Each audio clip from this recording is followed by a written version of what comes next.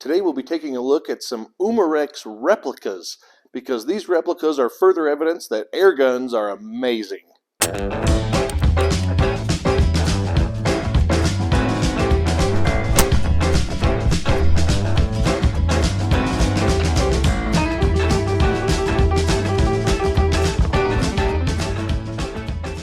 Well, here's a close-up look of the Umarex Colt Peacemaker and the Umarex Glock 19. Now, Umarex makes a variety of air guns that are actually replicas of firearms. I chose these two because they sort of represent my two handgun worlds that I live in. I'm a concealed carry firearm permit instructor, and the Glock 19 is my daily carry gun. And I have a passion for the Old West. I have another channel called Guns of the West. I'll even put a link to it in the description down below. So the Colt Peacemaker is right up my alley as well.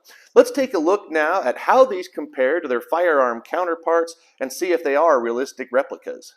This is my actual Glock 19, and by that I mean the firearm version. And before we do anything, just for safety, let's just confirm together it's unloaded. There's nothing in the magazine, and that is a completely empty firing chamber. So this is safe to be handling. Now let's take a look at the Umarex version, and that is a very good likeness, I have to say, of a Glock 19.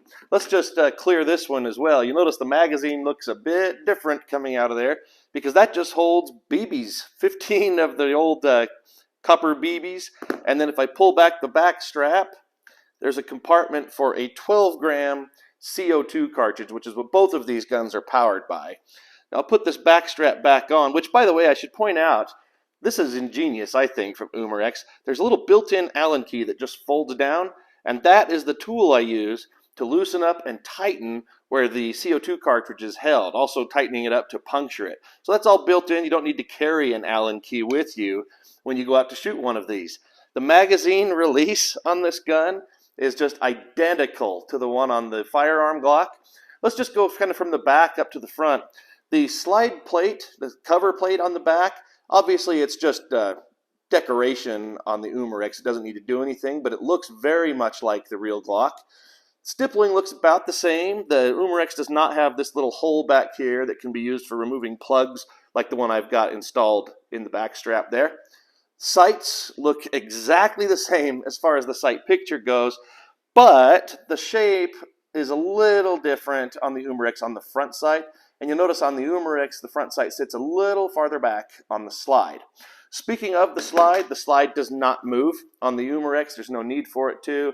The seam there where it separates from the frame is just decorative. But look at the attention to detail. Right here you have the little cutout where the slide stop lever would hold, and it looks just like the one on the real Glock, even though it's just decorative. Right here on the Glock, you've got the takedown lever. It doesn't move on the Umarex, but they thought to put it on there. You've got those same rails on both for attaching accessories, although the Umarex does have a little screw in there, just because obviously the internals are going to be different on these CO2 air guns.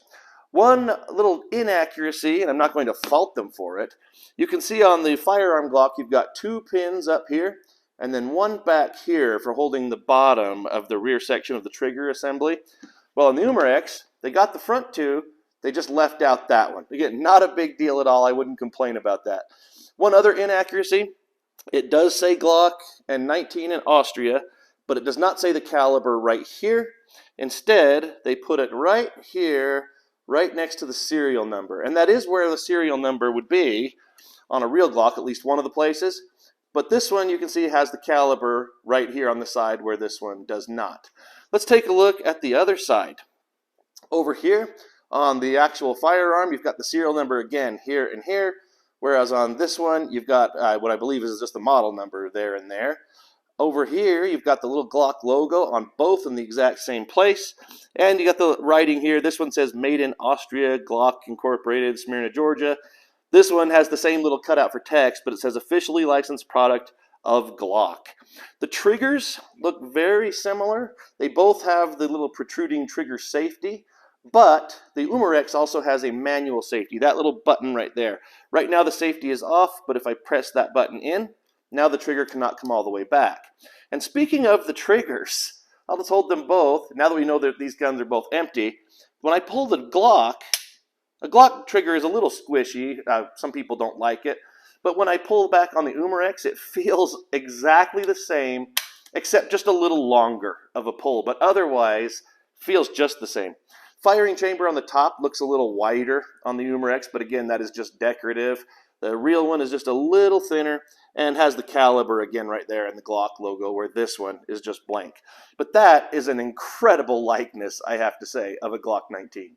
Now, the Colt Peacemaker historically was not called the Peacemaker. It was actually called the Single Action Army, and this is an actual firearm version of it, although this one is a reproduction made by a company called Pieta in Italy.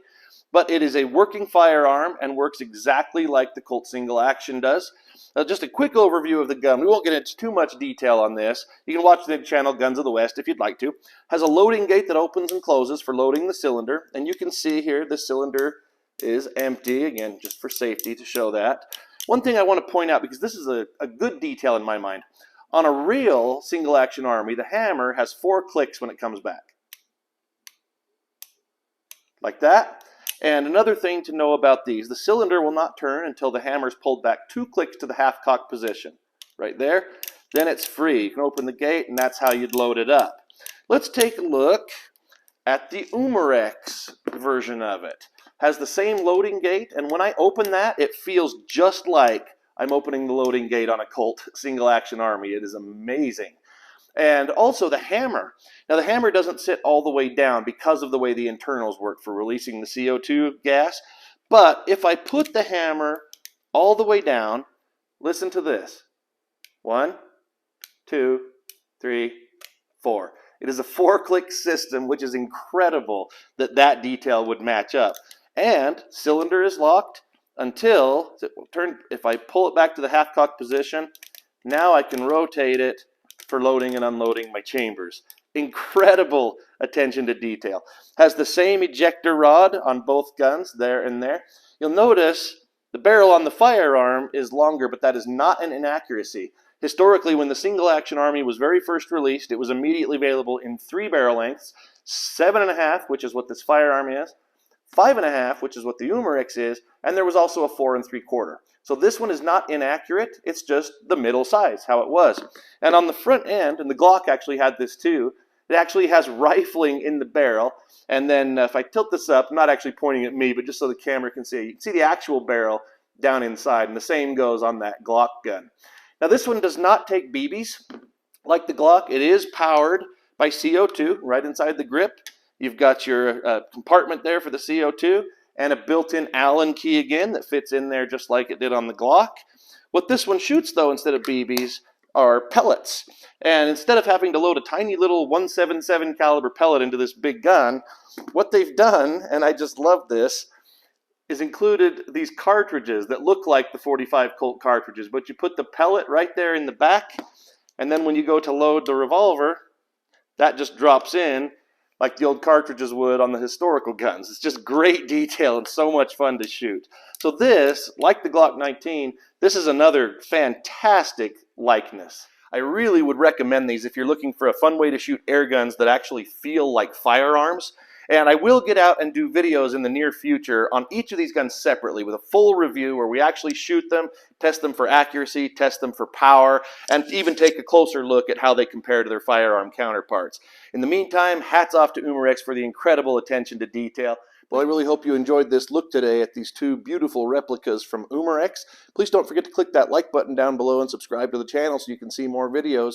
And if you look in the description, you'll see where to find me on social media. Thank you so much for watching.